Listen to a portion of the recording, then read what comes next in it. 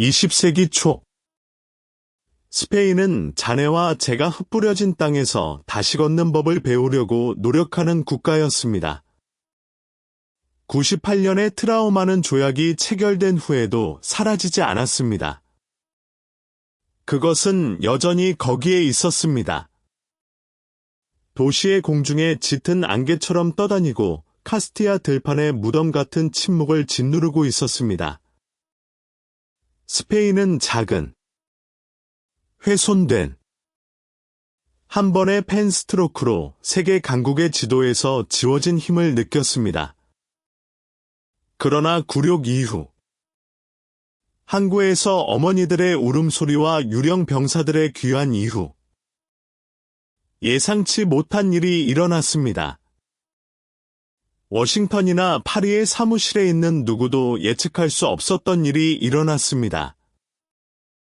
마지막 해외 보석을 잃음으로써 수세기 동안 쿠바와 필리핀으로 흘러들어가던 스페인 수도가 갑자기 반도로 돌아왔습니다. 인디언들, 카리브해에서 모든 위험을 무릅쓰고 이제 저축한 재산이나 구출한 재산을 가지고 돌아오고 있는 사람들, 그들의 돈을 모국으로 가져왔습니다. 그것은 역설적이게도 진정한 스페인 산업화의 비옥한 씨앗이 된 엄청난 규모의 절박한 자본 반환이었습니다. 이전에 엔틀리스 제도의 설탕 농장에 자금을 공급했던 돈이 이제는 은행, 스페인 땅의 주조 공장과 조선소에 자금을 공급하기 시작했습니다. 스페인은 더 이상 제국주의적 야망으로 바깥을 내다볼 수 없었습니다. 더 이상 약탈할 제국도, 관리할 먼 땅도, 착취할 식민지도 없었습니다.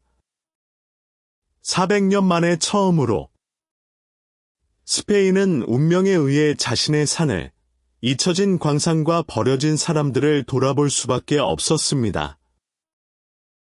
재생주의 시대가 시작되었습니다. 전쟁에서 영광을 추구하지 않고 노동에서 구원을 추구하는 운동이었습니다.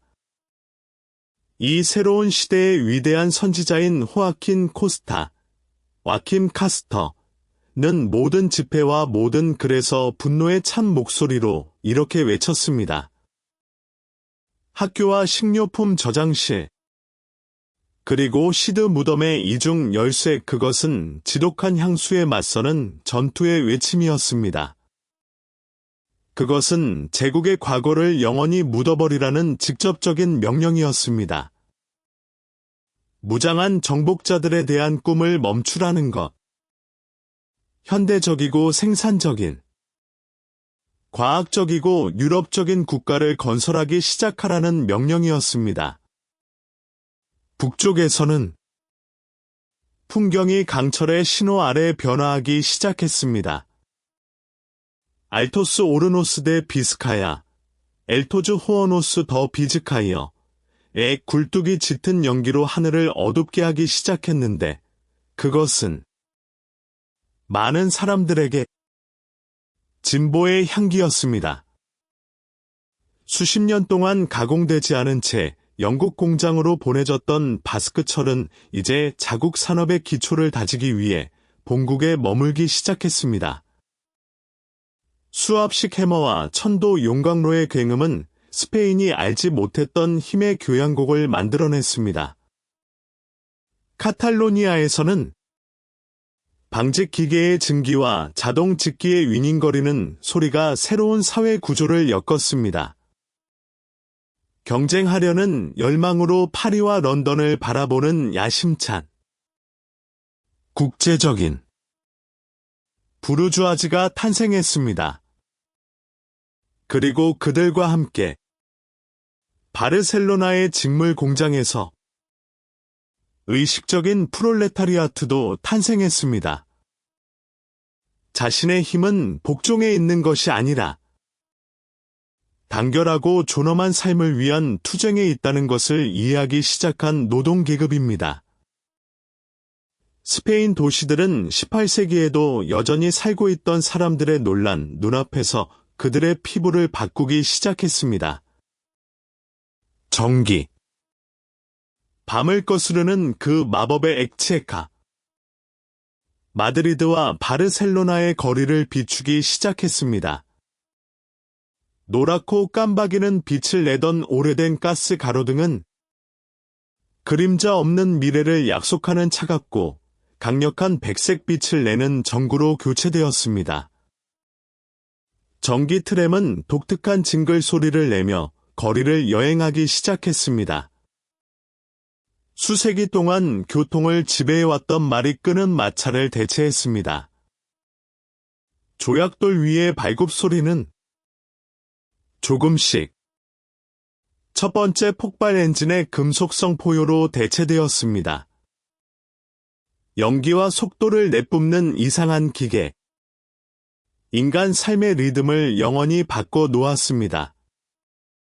그러나 이러한 가속화된 발전은 암울한 대가를 치렀고, 스페인은 조용하지만 멈출 수 없는 조류처럼 커지는 사회적 긴장으로 그 대가를 치르고 있었습니다.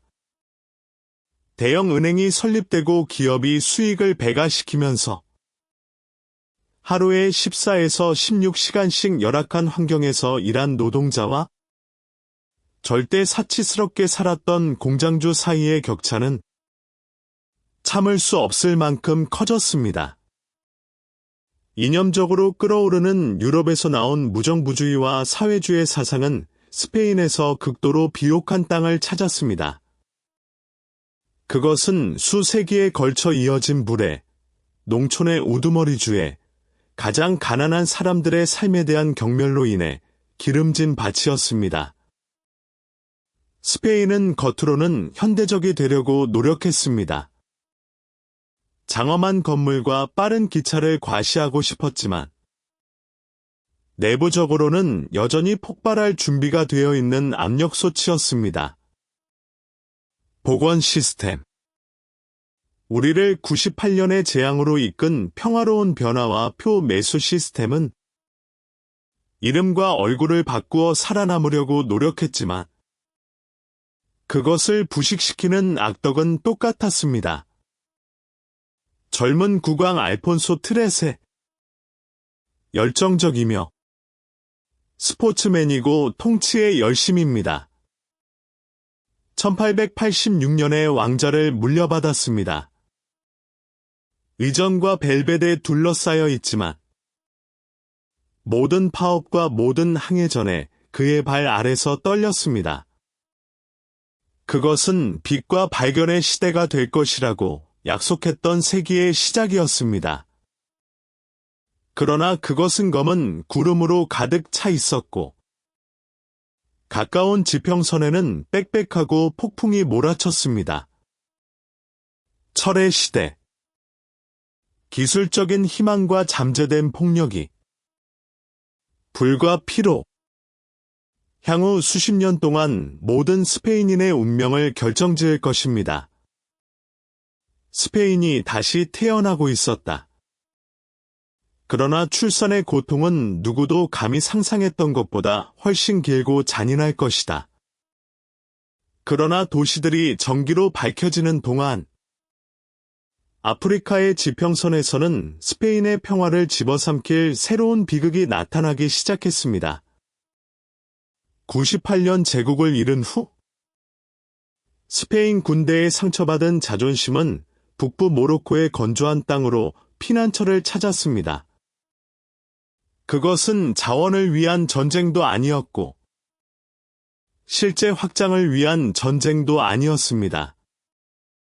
그것은 여전히 승리할 수 있다는 것을 스스로 증명해야 하는 군대의 명예를 위한 전쟁이었습니다. 그러나 모로코는 군사 퍼레이드가 아닐 것입니다.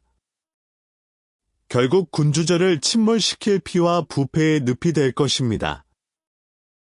1909년 7월 27일 바랑코 델 로보 참사로 인해 시체의 흔적이 남아반도 전체를 휩쓸었다. 왜 우리 아이들이 우리 것이 아닌 땅에서 죽어야 하는가? 징병제는 사회적 불의의 최대 표현이었다. 부자의 자녀들은 수수료를 지불할 수 있었는데 그 유명한 현금 상환. 전선으로 가는 것을 피하기 위해서였습니다. 동시에 가난한 사람들의 아이들, 바르셀로나의 공장 노동자들과 안달루시아의 농민들, 적절한 장비도 없이, 훈련도 없이 병사들의 생명보다 메달에 더 관심을 두는 장군들의 지휘 아래 리프 언덕에서 죽도록 보내졌습니다. 수년간 공장에서 쌓인 긴장은 1909년 7월 마침내 폭발했습니다. 바르셀로나. 불의 장미. 전쟁터가 되었습니다. 예비군을 모로코로 파병하는 것에 반대하는 총파업으로 시작된 것이 비극적인 주간이 되었습니다. 거리는 바리케이드로 가득 찼습니다. 불타는 수도원에서 나오는 연기가 하늘을 어둡게 만들었고 직물기계 소리 대신 소총 소리가 들렸습니다. 그것은 단지 전쟁에 반대하는 시위가 아니었습니다. 그것은 더 이상 엘리트들에게 대포 사료가 되고 싶지 않은 노동계급의 외침이었습니다. 탄압은 가차없었습니다. 마우라의 보수 정부는 전쟁 상태로 대응했습니다.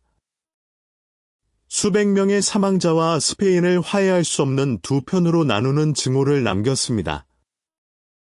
교육자이자 자유사상가인 프란시스코 페레르 이 구아르디아, 프란시스코 페러 아이 과어디어의 처형은 반란을 선동했다는 부당한 비난을 받고 유럽에 충격을 주었고 스페인을 국제적으로 고립시켰습니다. 마오라노의 외침 정부를 무너뜨렸지만 장관을 바꿔도 치유되기에는 이미 상처가 너무 깊었습니다. 스페인은 이제 정신분열증 국가가 되었다.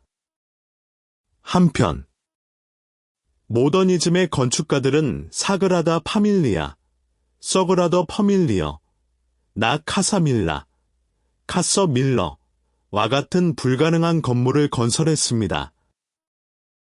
아름다움과 미래를 추구했습니다. 다른 한편으로는 아프리카의 참호의 현실과 교회 노동계급의 비참함은 우리에게 그 나라가 나락의 위기에 처해 있음을 상기시켰습니다. 알폰소 트레츠의 군주제는 군부의 칼과 사회 시위의 벽 사이에 갇혀 그 빛을 잃기 시작했습니다. 무엇보다 군대를 사랑했던 왕은 세상이 변하고 있다는 사실을 이해하지 못했습니다. 노동자들은 더 이상 자선을 요구하지 않고 정의를 요구했습니다.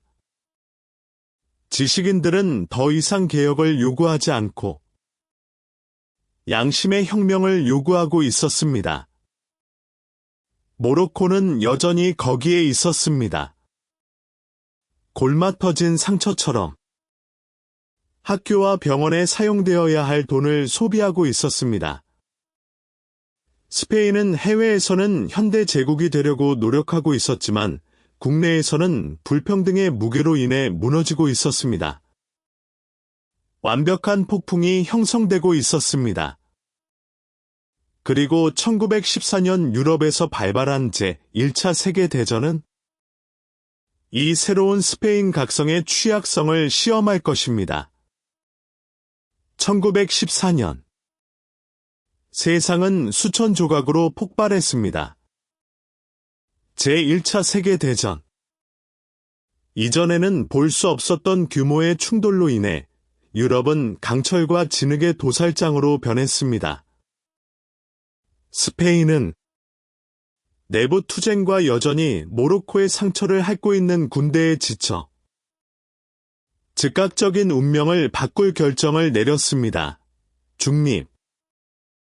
그것은 나약함에서 탄생한 중립이었지만 금세 절호의 기회로 바뀌었습니다. 스페인은 하룻밤 사이에 파괴하는 방법만 아는 유럽의 거대한 식료품 저장실이자 거대한 공장이 되었습니다. 우리의 국경은 전쟁 중인 국가들이 절실히 필요로 하는 모든 것을 수출하기 위해 개방되었습니다. 영국 선박을 이동시키기 위한 아스투리아스 광산의 석탄, 프랑스 대포를 위한 바스크 철, 참호에서 죽을 제복을 위한 카탈로니아 직물, 그리고 더 이상 땅을 경작할 수 없는 수백만 명의 사람들을 먹일 수 있는 우리 들판의 식량. 그 후 스페인은 열광적인 골드러시를 경험했습니다. 이 나라 현대사에서 유례없이 돈이 흐르고 있었습니다. 행운은 몇 달 만에 만들어졌습니다. 항구는 엄청난 가격으로 상품을 싣는 선박들로 가득 찼습니다. 마드리드와 바르셀로나는 스파이들로 가득 차 있었습니다. 나머지 대륙은 피를 흘리며 죽어가는 동안 프랑스 샴페인으로 건배하는 모험가와 사업가들로 가득 차 있었습니다. 하지만 그 손쉬운 부의 빛 뒤에는 스페인 국민을 질식시킬 끔찍한 그림자가 숨겨져 있었습니다. 대량의 제품 수출로 인해 전례 없는 내부 부족 현상이 발생했습니다.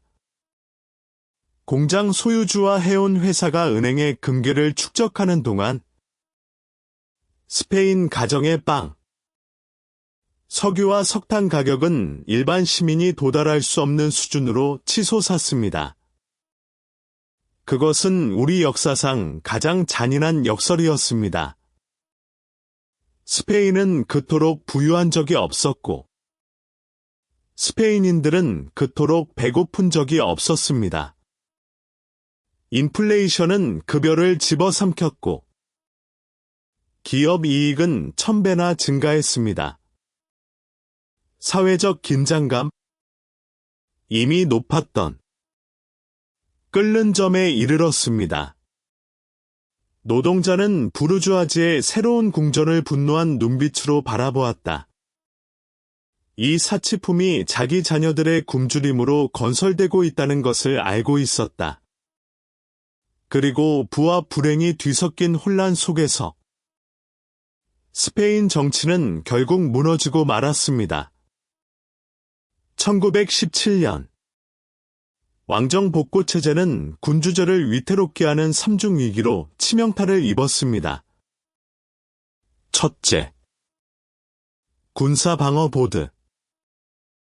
군대는 아프리카에서 싸우고 있는 자들과 반도에 남아있는 자들로 나누어져 개성과 정치적 권력을 요구하는 정부의 반란을 일으켰습니다.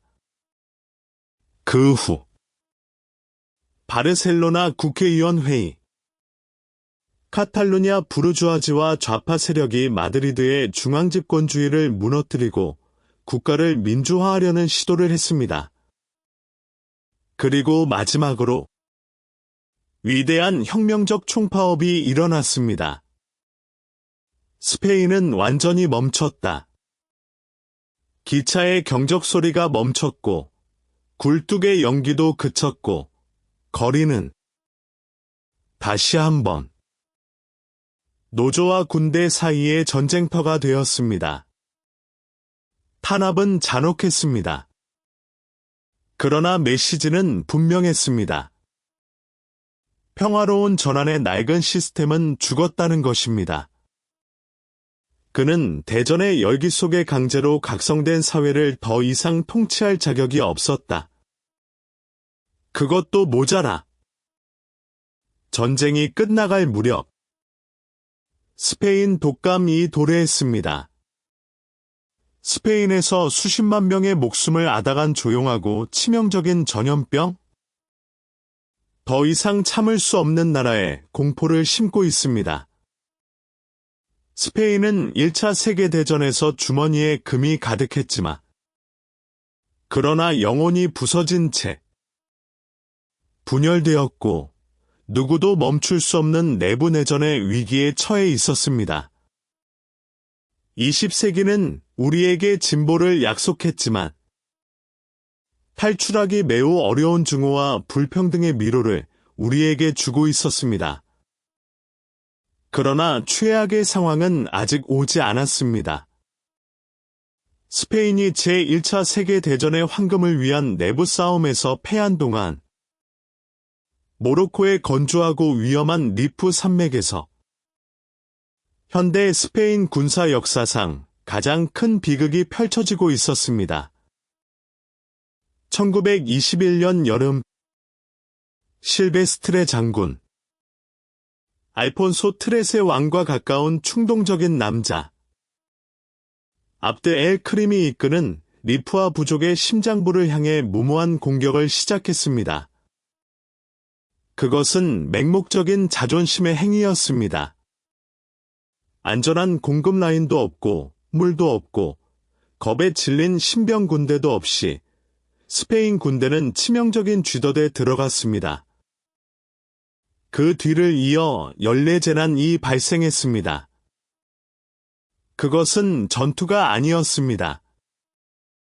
그것은 대학살이었습니다.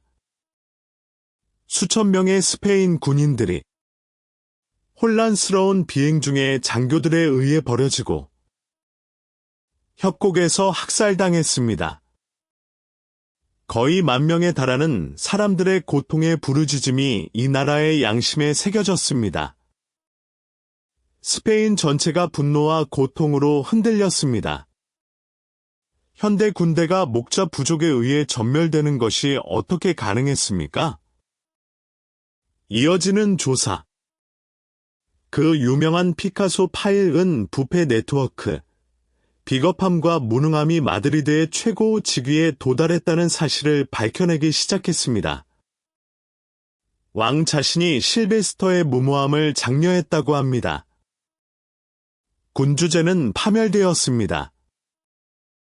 의회에서 진실이 밝혀지는 것을 막기 위해 1923년 9월 미구엘 프리모 데 리베라 장군이 국왕의 승인을 받아 쿠데타를 일으켰습니다.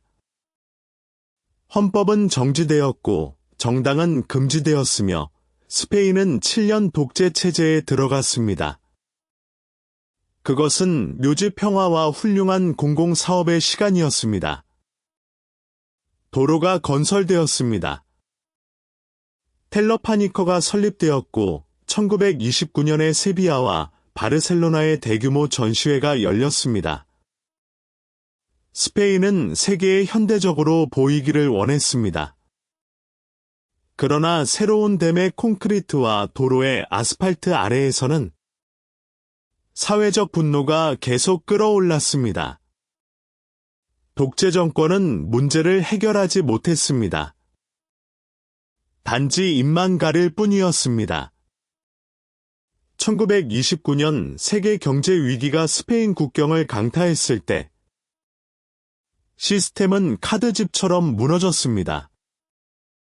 프리모 데 리베라는 사임하고 망명했습니다. 더 이상 왕관을 원하지 않는 사람들 앞에 왕을 홀로 남겨두고 단지 항아리만 남았습니다. 1931년 4월 지방선거는 군주제에 반대하는 국민투표로 바뀌었습니다. 대도시에서는 공화국의 외침 광장에서 천둥 소리가 났다. 알폰소 트레세 자신이 더 이상 총검의 지지도 국민의 사랑도 받지 못한다는 사실을 깨닫고 스페인을 떠나 망명하기로 결정했습니다. 제2공화국은 희망의 노래와 삼색기 사이에서 탄생했습니다. 스페인은 마침내 민주적 근대화를 맞이할 것 같았지만 길은 지뢰로 가득 차 있었습니다. 20세기는 우리에게 휴식을 주지 않을 것입니다. 수십 년에 걸쳐 아프리카의 우두머리주의와 유혈 사태로 쌓인 불의의 긴장이 우리 존재의 가장 고통스러운 갈등으로 폭발하려고 했습니다. 스페인은 재부팅 중이었습니다. 그렇습니다. 그러나 국가의 운영체제는 곧 우리를 나락으로 데려갈 징후에 감염되었습니다. 1931년 4월 14일 스페인은 평소와는 다른 태양과 함께 깨어났습니다. 마드리드 광장, 바르셀로나 광장, 세비야 광장에서 수천 명의 사람들이 서로를 껴안고 기쁨에 넘쳐 울었고 삼색기가 바람에 펄럭였습니다. 마치 드디어 진흙 거인이 수세기에 걸친 사슬을 끄는 것 같았습니다. 제2공화국은 단순히 정권교체로 탄생한 것이 아니라 너무 오랫동안 암흑 속에 있던 나라의 빛의 약속으로 탄생한 것입니다. 새로운 정권은 이전에는 볼 수 없었던 야망을 가지고 도래했습니다. 양심의 혁명에 대한 이야기가 있었습니다. 사람들을 묶고 있는 문맹을 퇴치하기 위해 수천 개의 학교가 계획되었습니다. 남부의 넓은 영지에서 굶어 죽어가는 농민들에게 토지를 제공하기 위해 농업개혁이 시작되었습니다. 그리고 완전히 교회의 손을 국가 문제에서 분리하려는 시도가 이루어졌습니다. 스페인은 유럽에서 가장 발전된 국가, 즉 자유롭고 교육받은 시민의 민주주의가 되기를 원했습니다. 하지만 그 희망의 표면 아래 스페인의 오래된 악마들이 새로운 분노로 깨어나기 시작했습니다. 공화국의 현대성은 수세기 동안 국가를 지배해온 엘리트에 대한 모욕이었습니다. 귀족, 교회 계층, 군대 최고 사령부는 개혁을 자신들의 존재에 대한 직접적인 공격으로 여겼습니다. 그러는 동안 공장과 들판에서 박탈당한 사람들의 인내심은 점점 줄어들고 있었습니다. 많은 노동자와 농민들에게 공화국의 법은 너무 느렸습니다. 그들은 지금 정의를 원했습니다. 그리고 그들은 자신의 손으로 정의를 원했습니다. 국가는 더 이상 서로 대화하는 방법을 알지 못하는 두 부분으로 분열되기 시작했습니다. 그들은 서로에게 소리치는 방법만 알고 있었습니다. 공화국의 시대는 불안정과 폭력의 회전목마였습니다. 1934년 아스투리아스 혁명은 광산 분지를 피비린내 나는 전쟁터로 만들었습니다. 다가올 일의 서막이었습니다. 탄압은 잔인했고 모든 스페인 가정에는 증오가 확실히 정착되었습니다. 그것은 더 이상 정치에 관한 것이 아니라 이념적 생존에 관한 것이었습니다. 이웃은 이웃을 의심스러운 눈으로 바라보기 시작했고 그 마른 거리에서 총소리가 들리는 것으로 바뀌었습니다. 1936년 인민전선 선거 이후 스페인의 공기는 숨쉬기 힘들게 되었습니다. 막사에서는 군사 음모가 자행되고 있었고 대중의 무질서와 정치적 암살은 일상적인 일이 되었습니다. 스페인 민주주의 1931년의 그 아름다운 꿈은 공포와 매혹으로 지켜보는 세계의 눈앞에서 무너지고 있었습니다. 1936년 7월 17일 모로코 보호령에서 발생한 발병이 최종 신호를 보냈습니다. 많은 사람들이 빠른 쿠데타라고 생각했던 것이 우리 역사상 가장 깊은 비극인 동족상잔의 남북전쟁으로 바뀌었습니다. 형제 대 형제, 부모 대 자녀. 스페인은 제2차 세계대전에서 곧 세계를 파괴할 파시스트와 공산주의 세력의 시험장이 되었습니다. 용광로와 전등의 희망으로 시작된 20세기의 재개는 이제 마드리드에 대한 폭격 소리와 대규모 묘지의 침묵으로 끝났습니다. 98년의 대재난 이후 일어나려 했던 그 거인은 자신의 증오에 부딪혔던 것이다. 기술과 진보의 세기는 우리에게 마침내 무서운 효율성으로 우리 자신을 파괴할 수 있는 능력을 주었습니다. 스페인은 3년간의 전쟁과 40년간의 독재를 지속할 가장 긴 터널, 즉 불과 어둠의 터널에 들어서고 있었습니다. 나는 멘토 노리에거입니다. 이것은 피로 끝난 꿈의 연대기였습니다. 20세기가 막 시작되었습니다. 그리고 자유의 대가는 참을 수 없을 정도로 높았습니다.